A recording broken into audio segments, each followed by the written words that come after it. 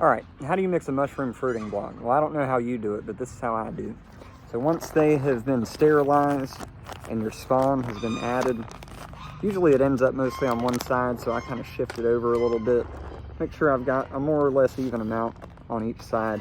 Then I take the heels of my hand on the broad side of the bag and I make little pockets on both sides.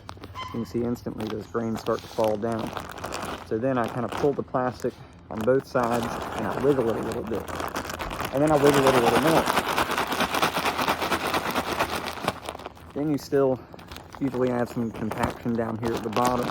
So at that point I'll flip it over, I'll squeeze it, and I'll shake it out. And then also you usually have some that gets trapped up here in the corner. So always kind of flick that out and get that out of there.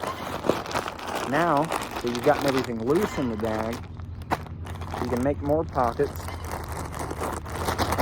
Do that on both broad sides of the bag again, and then I do it on the skinny side of the bag.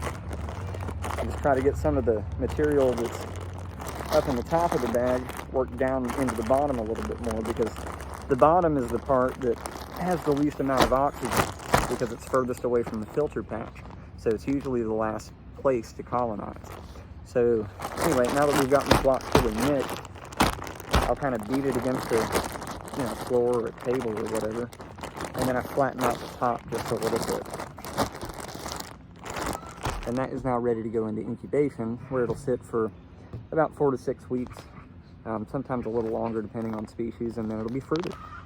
This is a chestnut block, so it'll colonize for about 30 days, and then it will require about another 60 days of incubation post-colonization. So anyway, this is how you mix a fruiting block. Got about 100 more to go.